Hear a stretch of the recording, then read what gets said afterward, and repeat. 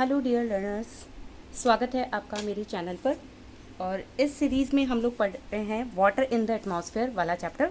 तो ये है इस चैप्टर का लास्ट पार्ट, जिसमें हम लोग आज पढ़ने वाले हैं वर्ल्ड डिस्ट्रीब्यूशन ऑफ रेनफॉल, यानी कि पूरे विश्व के अंदर वर्षा का क्या वितरण रहता है, यानी कहाँ पे रेनफॉल ज़्यादा होता है, कहाँ पे कम होता है, इसके बारे में आज हम पढ़ने वाले हैं। तो जल्दी से देख लेते हैं, इतना सा एक पैराग्राफ है, इसके बारे में हम लोग पढ़ेंगे।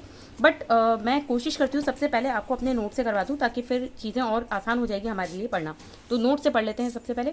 देखिए, जब भी वर्ल्ड डिस्ट्रीब्यूशन ऑफ रेनफॉल की बात होती है तो हम पूरे वर्ल्ड को कुछ अलग अलग जो जोन्स है उनमें डिवाइड कर देते हैं।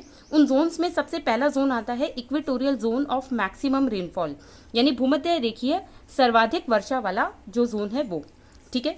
It extends up to 10 degree latitudes in both the hemisphere, यानी जो दोनों हेमिस्फेयर है, नॉर्थ हेमिस्फेयर और साउथ हेमिस्फेयर, उनमें ये 10 डिग्री लैटिट्यूड्स तक फैला हुआ जोन है।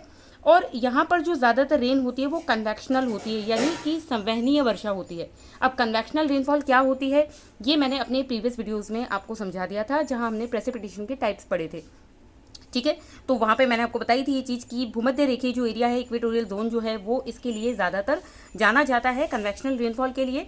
तो चलिए, आपने अगर वो वीडियो बहुत अच्छे से देखा है तो आप मुझे बताइए कि कन्वेक्शनल रेनफॉल क्या होता है, इसके लिए कौन कौन सी चीज़ें ज़रूरी है और ये कब होता है। तो अगर आप थोड़ा बहुत बेसिक इसके बारे में जानते हैं तो आप आंसर ज़रूर मुझे कॉमेंट सेक्शन में दीजिए। तो कन्वेक्शनल रेनफॉल जो है वो इक्वेटोरियल जोन में पाया जाता है और ये सबसे ज़्यादा रेनफॉल रिसीविंग एरिया है।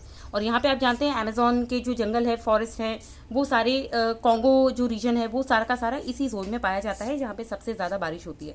उसके बाद में सेकंड जोन आता है ट्रेड विंड जोन, यानी कि व्यापारिक पवनों वाला जो जोन है वो, ये 10 डिग्री से 20 डिग्री लैटिट्यूड के बीच में दोनों हेमिस्फीयर्स में पाया जाता है, ठीक है। जो ट्रेड विंड्स वाला जो जोन है वहाँ पर ये मेनली पाया जाता है। और ट्रेड विंड्स का मैंने आपको जब ट्रेड विंड्स करवाई थी तब भी मैंने ये चीज़ वहाँ पे भी क्लियर की थी कि सपोज़ कोई मान लीजिए कि कोई कॉन्टिनेंट है नदर्न हेमिस्फीयर के अंदर, जैसे आप देख सकते हैं यहाँ 0 डिग्री के नॉर्थ में मैंने ये कॉन्टिनेंट बना रखा है, तो यहाँ से ट्रेड विंड्स आ रही है, तो जो कॉन्टिनेंट का ईस्टर्न मार्जिन होगा, यानी कि इसका जो पूर्वी किनारा होगा, वहाँ पर ट्रेड विंड्स आती हैं, इसलिए जितना भी मॉइस्चर होता है वो लेकर आती है। तो वो वाला जो ईस्टर्न मार्जिन है कॉन्टिनेंट का, पूर्वी जो किनारा है, वहाँ पर रेनफॉल सबसे ज़्यादा होता है। लेकिन जैसे जैसे इतने बड़े कॉन्टिनेंट को क्रॉस करके जब ये ट्रेड विंड्स इसके वेस्टर्न मार्जिन पे यानी पश्चिमी किनारे पे पहुंचती है, तब तक अपने अंदर की पूरी ह्यूमिडिटी, अपने पूरे मॉइस्चर को वो रेनफॉल के रूप में लूज कर चुकी होती है बीच में ही। इसलिए वेस्टर्न मार्जिन पे पहुंचते पहुंचते इनमें नमी बहुत कम बचती है, इसलिए वेस्टर्न मार्जिन पे बारिश नहीं होती है। और यही हमने एक रीज़न देखा था कि ट्रेड विंड्स वाले जोन के अंदर जो कॉन्टिनेंट से उनका वेस्टर्न मार्जिन जनरली ड्राई देखा जाता है, ठीक है। तो ये पॉइंट हमने डिस्कस कर लिया था वहाँ पे already. Trade winds bring rainfall in eastern margins, जो मैंने भी अभी आपको बताया है, of continents bye western parts remains dry, जबकि जो वेस्टर्न पार्ट है वो इसके ज़्यादातर ड्राई रह जाते हैं। तो ये चीज़ हो गई। इसके बाद में हम लोग बात करते हैं नेक्स्ट जोन के बारे में, नंबर 3, सब ट्रॉपिकल मिनिमम रेनफॉल जोन। ये 20 डिग्री से 30 डिग्री लैटिट्यूड्स के बीच में दोनों हेमिस्फीयर में पाया जाता है। और ये यहाँ पर हाई प्रेशर पाया जाता है, ये हाई प्रेशर बेल्ट है। और जो इक्वेटोरियल लो प्रेशर बेल्ट है ये लो प्रेशर बेल्ट है, ठीक है ना। इक्वेटोरियल जोन वाला जो एरिया है वो लो प्रेशर जोन है, और ये जो सब ट्रॉपिकल वाला जो जोन है ये हाई प्रेशर जोन है। तो चलिए यहाँ पे फिर से एक क्वेश्चन मैं आपसे पूछ लेती हूँ कि इक्वेटोरियल लो प्रेशर जो बेल्ट है आपका, वो किस तरह का है, थर्मल है या डायनेमिक है, यानी कि तापीय है, वो जो पेटी है वायुदाब की वो तापीय है या गतिक है, ठीक है। आपको उसके लिए आंसर देना है। इसी तरीके से सब ट्रॉपिकल हाई प्रेशर बेल्ट जो है वो डायनेमिक है या थर्मल है, यानी कि तापीय है या फिर गतिक है, आपको ये भी आंसर देना है। अगर आपने एयर प्रेशर बेल्ट अच्छे से पढ़ ली है, वो वीडियो अच्छे से देख लिया है, तो आप आंसर आराम से कर पाएंगे, ठीक है। चलिए हम पढ़ते हैं आगे से। इसके बाद में नेक्स्ट है ये एंटी साइक्लोन वाला जो जोन है। तो यहाँ एंटी साइक्लोन्स आपको ज़्यादातर देखे जाते हैं, यहाँ प्रति चक्रवात यहाँ पे पाए जाते हैं, क्योंकि हाई प्रेशर जोन है। क्योंकि यहाँ पे एयर जो है वो ऊपर से यहाँ हायर एल्टीट्यूड से यहाँ पे सरफेस की तरफ सिंक करती है, यानी अवतलन होता है उसका, नीचे उतरती हुई वायु होती है, जिसकी वजह से वो अपना प्रेशर डालती है सरफेस के ऊपर, सिंक करती है, तो अपना जो प्रेशर है वो डालती है, जिसकी वजह से यहाँ पे सरफेस पे प्रेशर कैसा पाया जाता है, हाई पाया जाता है, ठीक है। दोनों हेमिस्फीयर में ये बेल्ट पाई जाती है। All tropical hot deserts are located in this zone. जितने भी जो ट्रॉपिकल हॉट डेजर्ट्स है वो जनरली आपको इस जोन में देखने को मिलते हैं, और किस जगह पे, कॉन्टिनेंट्स के वेस्टर्न मार्जिन पे, ठीक है। तो ये हो गया। इसके बाद में हम आते हैं नेक्स्ट बेल्ट पे। नेक्स्ट बेल्ट का नाम है भूमध्य सागरीय, यानी कि मेडिटेरेनियन रेनफॉल जोन। ये आपको मिलेगा 30 से 40 डिग्री लैटिट्यूड्स के बीच में दोनों हेमिस्फीयर्स में, ठीक है। ध्यान रखने वाली चीज़ है, दोनों हेमिस्फीयर्स में मिलता है। यहाँ पे रेन जो है वो जनरली वेस्टर्लीज यानी पछुआ पवनों के थ्रू होती है। और रेनफॉल यहाँ पर जो सबसे इंपॉर्टेंट फीचर है इस क्लाइमेट का या इस जोन का, वो ये है कि यहाँ पे रेनफॉल विंटर्स में होती है, समर्स यहाँ पे ड्राई रहते हैं, यानी विंटर्स में रेनफॉल होता है। और क्यों ऐसा होता है? क्योंकि एयर प्रेशर बेल्ट जो होती है वो शिफ्ट करती है 5-5 डिग्री नॉर्थ में और 5-5 डिग्री साउथ में। ऐसा क्यों होता है? क्योंकि जो सन का जो इंक्लिनेशन है उसकी वजह से ऐसा होता है। ठीक है, सन अपना पोजीशन चेंज करता है, वो दक्षिणायन होता है, उत्तरायण होता है, तो ट्रॉपिक ऑफ कैंसर और कैप्रिकॉर्न पे उसकी पोजीशन अलग अलग होती है साल भर में, जिसकी वजह से जो एयर प्रेशर बेल्ट है उनकी शिफ्टिंग होती है और इसी वजह से यहाँ पर विंटर्स में रेनफॉल होता है, ना कि समर्स में। और इसी वजह से यहाँ पर जो खट्टे फ्रूट्स होते हैं, सिट्रस फ्रूट्स होते हैं, उनकी खेती बहुत अच्छे से की जाती है, इसलिए मेडिटेरेनियन क्लाइमेट जो है वो इनके लिए फेमस है। देन नंबर 5 पे आता है mid latitudinal high rainfall zone. ये कैसा जोन है? ये पाया जाता है 40 डिग्री से 50 डिग्री लैटिट्यूड्स के बीच में, दोनों हेमिस्फीयर्स में। ठीक है, यहाँ पर भी वेस्टर्लीज के थ्रू बारिश होती है और टेम्परेट साइक्लोन्स के माध्यम से भी यहाँ पे बारिश होती है। अब टेम्परेट साइक्लोन्स के बारे में भी मैं अपने प्रीवियस वीडियो में पढ़ा चुकी हूँ। आप मुझे ये बता दीजिए, मेरा क्वेश्चन ये है कि टेम्परेट साइक्लोन्स कब बनते हैं? मेरा जो क्वेश्चन है उसका आंसर मैं आपसे जो चाहती हूँ वो एयर मासेस और फ्रंट्स जो बनते हैं उसके रिगार्डिंग चाहती हूँ, तो आप उसके हिसाब से ही मुझे इसका आंसर करें कि टेम्परेट साइक्लोन्स कब बनते हैं। ठीक है, या आप जो भी जानते हैं टेम्परेट साइक्लोन के बारे में वो भी आंसर आप कमेंट सेक्शन में बता सकते हैं। तो देखिए वेस्टर्लीज हो गई है। अब इसके बाद में नेक्स्ट एंड लास्ट पार्ट जो आता है polar zone of low precipitation. यहाँ पे बारिश बहुत ही कम होती है, प्रेसिपिटेशन बहुत लो होता है और जो भी प्रेसिपिटेशन जो होता है वो 60 डिग्री लैटिट्यूड के बाद में डिक्रीज होता जाता है और होगा भी तो किस फॉर्म में होगा? स्नोफॉल के फॉर्म में होगा। तो ये हमने वर्ल्ड क्लासिफिकेशन ऑफ क्लाइमेट देख लिया है मेरी नोट से। अब हम इसको थोड़ा सा बुक से एक बार रीड कर लेते हैं ताकि चीज़ें और आपको अच्छे से क्लियर हो जाएगी। देखिए दोनों बुक्स हैं मेरे पास में, हिंदी इंग्लिश दोनों की है, तो यहाँ से हम लोग पढ़ना स्टार्ट करते हैं इसको। ठीक है, चलिए देखते हैं। Different places on the earth surface receives different amount of rainfall in a year and that too in different seasons. हमारी पूरी अर्थ के ऊपर जो अलग अलग एरियाज है वो पूरे साल भर में अलग अलग अमाउंट में और अलग अलग सीजन्स के अंदर रेनफॉल रिसीव करती है। जैसे अमाउंट की बात करें तो कहीं पे ज़्यादा बारिश हो रही है, कहीं पे कम हो रही है, और सीजन्स की बात करें तो जैसे अभी मैंने मेडिटेरेनियन क्लाइमेट का आपको एग्जांपल दिया था, वहाँ विंटर में बारिश हो रही है, जबकि जनरली आपको समर्स में बारिश देखने को मिलती है। तो अलग अलग सीजन्स में भी रेनफॉल होता है।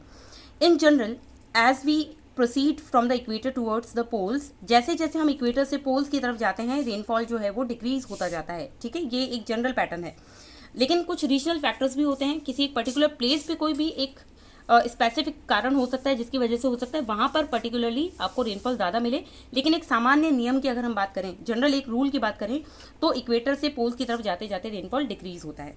The coastal areas of the world receive greater amount of rainfall than the interior part of the continent। अब ये बहुत इंपॉर्टेंट लाइन है कि जो समुद्र के किनारे होते हैं, कोस्टल रीजन्स होते हैं, वहाँ पर आपको रेनफॉल ज़्यादा देखने को मिलेगा बजाय जो कॉन्टिनेंट के आंतरिक भाग होते हैं, इंटीरियर एरियाज जो होते हैं उनके तुलना में। क्यों? क्योंकि जैसे अभी मैंने आपको ट्रेड विंड का एग्जाम्पल दिया था कि ट्रेड विंड जो है वो अगर नॉर्थ हेमिस्फीयर की अगर हम बात करें तो किसी भी तो उस कॉन्टिनेंट के जो ईस्टर्न मार्जिन है उसके ऊपर तो रेनफॉल लेकर आ रही है, लेकिन जैसे जैसे आप उस कॉन्टिनेंट के इंटीरियर पार्ट में जाएंगे वहाँ तक पहुँचते पहुँचते तो वो जो विंड होगी उसके अंदर की ह्यूमिडिटी खत्म हो चुकी होगी, इसलिए वहाँ वो इतनी बारिश नहीं कर पाएगी। और एक एग्जाम्पल आप देख सकते हैं इंडिया का, जैसे आप केरला का एग्जाम्पल देख सकते हैं। जब मानसून आता है तो इंडिया का जो मेन लैंड है, मैं इसमें जो आइलैंड्स है लक्षद्वीप और अंडमान निकोबार उनको इंक्लूड नहीं कर रही हूँ, मैं मेन लैंड की बात कर रही हूँ। तो सबसे पहले मेन लैंड में जो सबसे पहले रेनफॉल मानसून रिसीव होता है वो कहाँ आता है? केरला में आता है। जनरली इसकी डेट 1 जून दी जाती है, तो वहाँ पर सबसे ज़्यादा बारिश होगी। लेकिन जैसे जैसे जो मानसून की जो ब्रांचेज है वो आगे पहुँचेगी, इंटीरियर ऑफ दी इंडिया के अंदर पहुँचेगी, तो महाराष्ट्र है और ये अपना मध्य प्रदेश है, फिर धीरे धीरे बिहार है, यूपी है और राजस्थान हरियाणा, इन वाले एरियाज तक पहुँचते पहुँचते रेनफॉल की जो मात्रा है, अमाउंट है, वो डिक्रीज होता जाएगा। तो ये भी एक एग्जाम्पल है। इसके बाद में आगे देखते हैं, the rainfall is more over the oceans than on the land masses of the world, यानी कि ओशंस के आसपास में आपको रेनफॉल ज़्यादा मिलेगा बजाय जो सरफेस एरियाज हैं उन पे। Because of being great sources of water, क्योंकि ओशंस जो होते हैं वो खुद अपने आप में पानी के बहुत बड़े सोर्स है और ह्यूमिडिटी तो वही देते हैं ना, उन्हीं से इवेपोरेशन होता है। तो इसकी वजह से क्या होगा कि लैंड मासेस के ऊपर आपको रेनफॉल कम दिखेगा जबकि ओशंस पे आपको ज़्यादा मिलेगा। Between the latitudes 35 degree and 40 degree north and south of the equator, the rain is heavier in the eastern coast and goes on decreasing toward the west. Specifically यहाँ पे दिया हुआ है latitudes दिए हुए हैं आपको 35 से 40 degree north and south hemisphere. जो भी इक्वेटर के 35 एंड 40 डिग्री नॉर्थ से साउथ के बीच की जो जोन है उनमें आपको रेनफॉल ज़्यादा दिखाई देगा। कहाँ पे? किसी भी कोस्ट के ईस्टर्न मार्जिन पे, पूर्वी किनारे पे। जबकि जैसे जैसे आप इसके वेस्टर्न मार्जिन पे जाएंगे वैसे वैसे वो डिक्रीज होता जाएगा।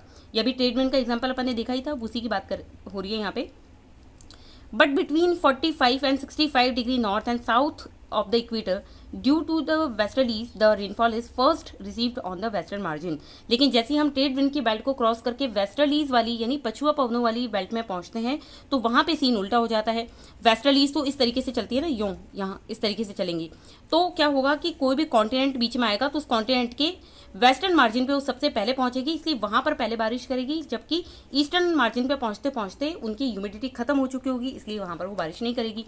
इसलिए ट्रेड विंड का बिल्कुल उल्टा आपको वेस्टर्लीज में देखने को मिलता है। इसके बाद में आगे बात करते हैं wherever mountains run parallel to the coast the rain is greater. ये हमने बात की थी जब प्रेसिपिटेशन के टाइप्स मैंने समझाए थे कि जो पर्वतीय वर्षा होती है, ओरोग्राफिक रेन होती है, उसके लिए माउंटेन्स अगर जो कोस्टल रीजन है उसके पैरेलल बने हुए हैं, उसके समानांतर बने हुए हैं, तो रेन काफ़ी ज़्यादा मात्रा में वहाँ कोस्टल रीजन में रिसीव होती है और उसकी विंडवर्ड साइड में। जबकि उसका जो दूसरा मार्जिन होगा, जहाँ पे दूसरा जो स्लोप होगा उस तरफ जब जैसे ही वो एयर उतरती है नीचे की तरफ तो वहाँ पे रेनफॉल डिक्रीज होता जाएगा। उसको हम क्या कहते हैं? लीवर्ड साइड, और उसको रेन शेडो जोन भी कहा गया था, यानी वृष्टि छाया प्रदेश भी उसको हम कहते हैं। ठीक है। On the basis of the total amount of annual precipitation, major precipitation regimes of the world are identified as follows।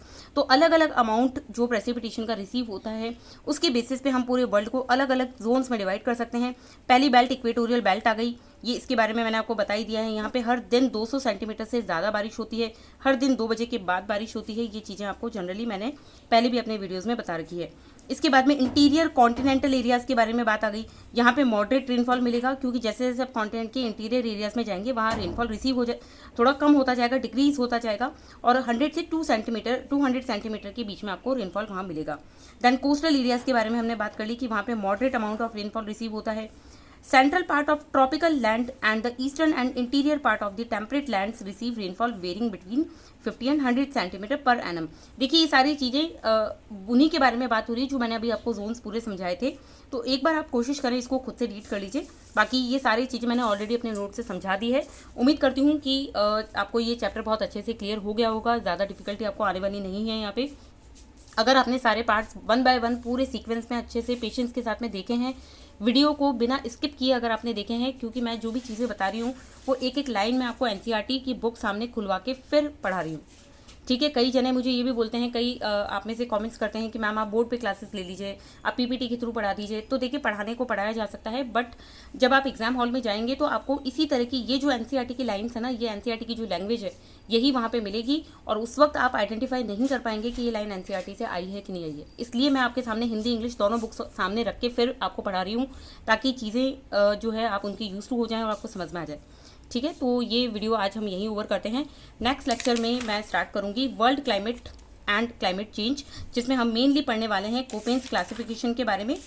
तो ये हमारा नेक्स्ट जो टॉपिक है वो रहेगा। उसके बाद में हम क्लाइमेट चेंज के कुछ कॉजेज़ और उसके बारे में कुछ ग्लोबल वार्मिंग वगैरह ये सब बेसिक चीज़ें हम लोग पढ़ने वाले हैं। ठीक है। तो ये क्लाइमेट वाला जो क्लाइमेटोलॉजी का ये जो फिजिकल ज्योग्राफी की बुक में जो पोर्शन दिया हुआ है इसका लास्ट चैप्टर होगा। इसके बाद में ओशनोग्राफी स्टार्ट हो जाएगी। तो ओशनोग्राफी के 2 चैप्टर्स यहाँ पे है, उसको हम कोशिश करेंगे जल्दी जल्दी से ख़त्म करें। तो मिलते हैं अपने नेक्स्ट लेक्चर में। और अगर आपको वीडियोज़ यूज़फुल लग रहे हैं तो प्लीज़ आप एक पर्सन को कम से कम शेयर इस वीडियो को ज़रूर कर सकते हैं, ये बहुत बड़ी हेल्प होगी। और हम रील्स और दूसरे जो यूट्यूब वीडियोस होते हैं उनको भी शेयर करते हैं, तो एक छोटी सी कोशिश आप लोग ये कर सकते हैं कि इसे अपने स्टेटस पे लगा लें, और किसी तरीके से अगर आप किसी को शेयर कर सकते हैं तो कर दीजिए। ये एक बहुत बड़ी हेल्प मेरे लिए भी होगी और किसी नीडी पर्सन के लिए भी एक बहुत बड़ी हेल्प होगी। तो मैं आपसे इतनी एक्सपेक्टेशंस रखती हूँ। और वीडियोज़ को लाइक कीजिए और कॉमेंट्स कीजिए, अपने फीडबैक जो भी है, अपने जो मैं जो क्वेश्चंस करती हूँ उनके आंसर्स आप कॉमेंट सेक्शन में ज़रूर दीजिए।